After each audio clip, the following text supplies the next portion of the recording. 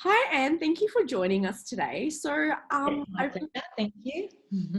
It's absolutely fantastic to have such an incredible person that's done such amazing things whilst being elected for the past few years in the Australian Parliament. One of our women of colour, and you've done such incredible things for your community in Cowan as well by being their representative. As someone who is one of the very, very few people of colour within our Australian Parliament, what are some of the biggest challenges you think you've had having to navigate being not only Australian but a person of colour representative of your community? Oh, there are a number of challenges, and the first challenge is that really the Parliament isn't representative of our nation, of the makeup and the demographics of our nation. I think that's one of the biggest challenges. Is people of colour in Parliament are around 4%. Even less in the cabinet, even less in the ministerial level. And that's not a criticism of Parliament, and it's certainly not a criticism of either party, but it is a point to raise awareness of the fact that we need to be doing better. If we want to be truly representative of the Australian people, we need to reflect the people that we represent. That's the first challenge, is that, you're already a minority within a minority within a minority. The second challenge is the understanding of intersectionality, and the fact that I think for a large part, policies and policies around equality and policies around representation are very much singular dimension.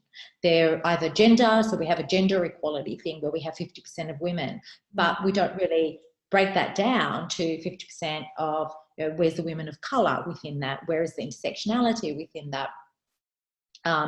And so we tend to deal with equality, and we tend to deal with representation from singular dimensions, from little like silos of things. But those of us who are, multi-dimensional in our different identities, we are women of colour, we're minority religious, all of those things. We understand that you can't just look at me and say, okay, you're a woman, you fit into that category, because there are so many other categories that I fit in.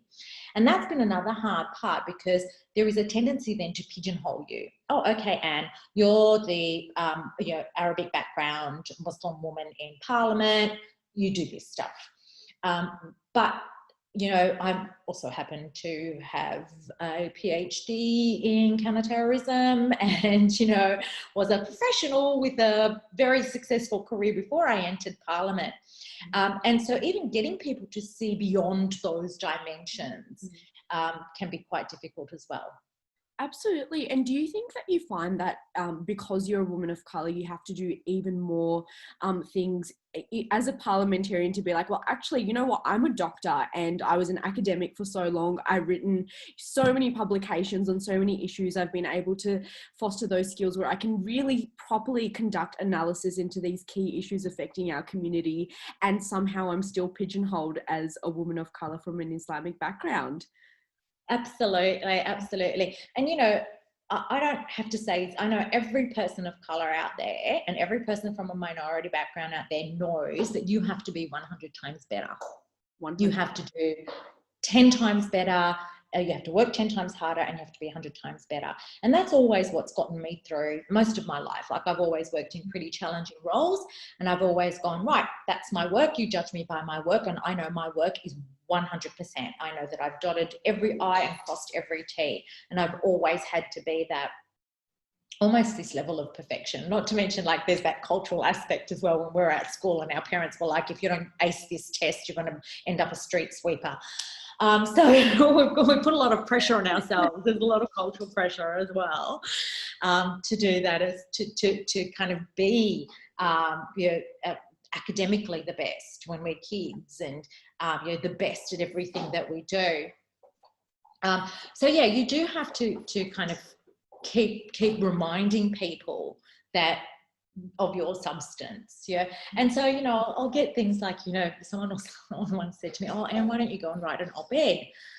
And I'm like, you do realise that I have 100 publications to my name, including several op-eds. It's not like I have to write an op-ed to add to my publication list. I think, my publication list speaks for itself. And so you've constantly got to do that, and it's really difficult to talk yourself up all the time, to have to talk yourself up all the time. It's a hard thing to do anyway. When you're applying for a job or something like that, and you have to write about how great you are. It's really uncomfortable for a lot of us to do that, especially when we're raised with, being humble is something that is a virtue. Yeah. Yeah, go on. So that's one of the biggest challenges as well, is constantly having to remind people that, I come here with a set of skills, and I come here with a background that is not your typical political background. Okay. When I was 15, 16, 17, to be really honest, there was no place in the political system for me. I would not have joined a party back then. Regardless of what party it was, there was no place for me in a party that I could see. Right? So I have not come through that traditional political pathway, because that traditional political pathway, in all honesty, is exclusionary. Yeah. It is very exclusionary of people of colour. It's much better now, but it still remains a very, very narrow pathway into politics. So my pathway into politics is quite unusual. I come from an external space as an outsider. And so coming from there, the other challenge that I have is to raise awareness within the system itself of valuing other pathways, valuing non-traditional pathways to politics for non-traditional politicians. Absolutely. And I think that your background is definitely an asset to politics, because you're able to bring those fundamental research skills and that knowledge, that expert knowledge, into politics when you are working around these policy areas. And I think a lot of the times we have a lot of politicians that, come in and really learn the subject area on the spot, whereas having someone like you, you're able to use those fundamental academic skills to really dig deep into a problem. And it's that sort of, and do you think that you find that to be also a little bit frustrating, where, you've got that element of expertise, and then you're going into a role, and as a woman of colour, there's that added layer of, this is just so frustrating right now? It is incredibly frustrating. The other thing about being a politician as well is that you have to be across so many different areas. Like, I've had to learn about, things that I really never really had much interest in, haven't researched. And because I'm a researcher by nature, I want to get really deep into every subject, and you can't do that. Everything is, you've got to have like a passing knowledge of a whole range of subjects, unless of course you have a portfolio in which you can get pretty deep into your portfolio.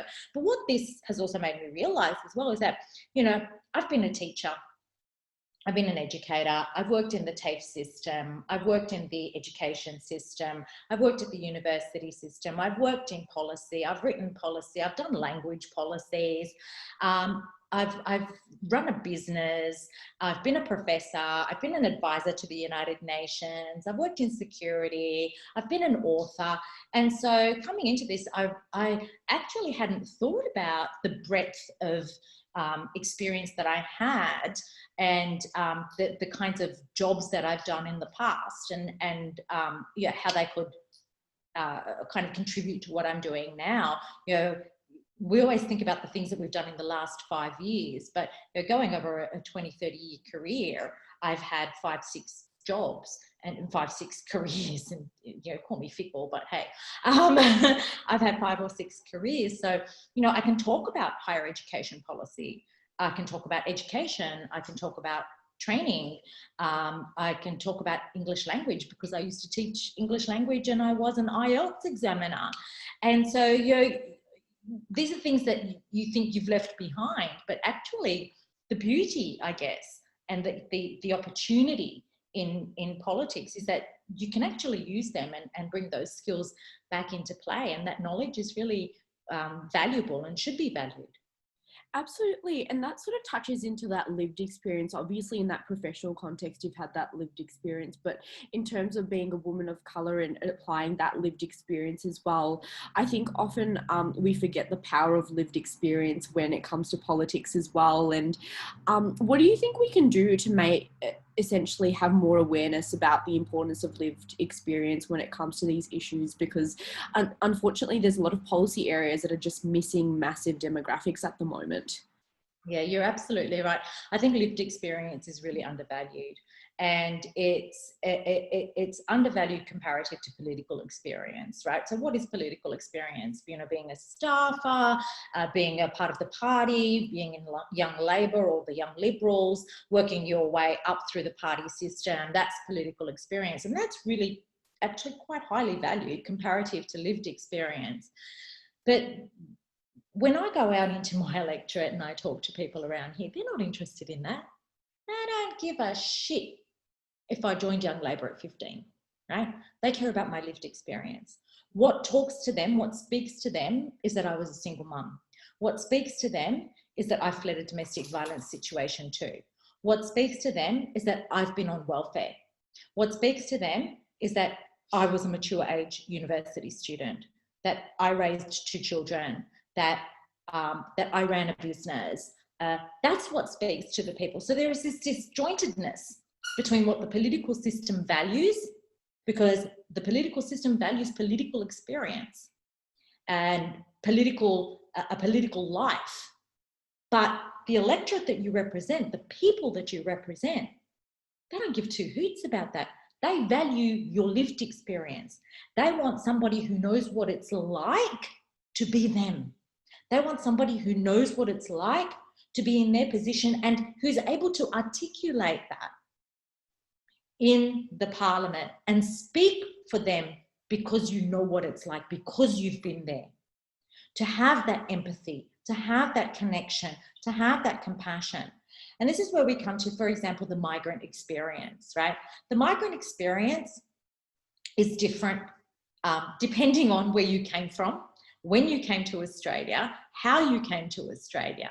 We can't speak of one migrant experience. There are similarities, of course, and I've found that to be something that's really interesting for me, is that I get letters and emails from, you know, Anglo men in their 60s who say, oh, I've read your book and I really related to it. And I'm like, whoa, how could you relate to my story? But they see something in my migrant story that was similar to their migrant story when they migrated from the UK or from Ireland, you know, or from a Western country. There are similarities there, there are commonalities there, and that's what we can use to build those bridges.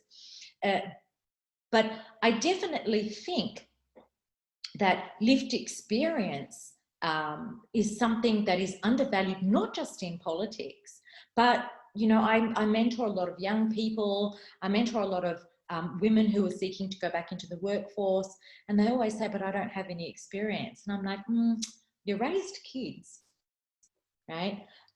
You managed a household, you did this and you did that.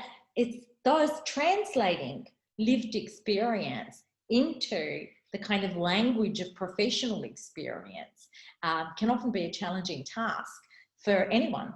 In politics, you know, I will always say, look, I can't rewind my life and join Young Labor at 15. And I won't do that. And I couldn't do that. So this is how I got here, and this is who I am, right? The system is going to have to deal with that. Absolutely. And I think that's such an inspiring way to look at things, because I think these are the sort of stories a lot of people don't actually hear about, our parliamentarians, the fact that, you know, they are so multifaceted in themselves. So I'd just like to thank you so much for this conversation, Anne. Thank you, Shristi. It's a real pleasure to speak to you, and it's such an important topic. And I encourage everyone to keep talking about this topic and to keep raising their voices in this space. Because, you know, if when I leave politics, if the legacy that I've left is that it's easier for the next woman of colour to come through, then I will have achieved something, you know? Yeah.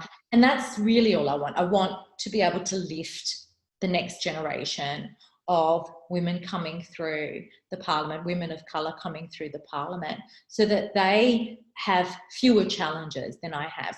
I'm certainly well aware that I'm not going to be able to erase all of the challenges and really break through that glass ceiling, but at least I can put some cracks in it.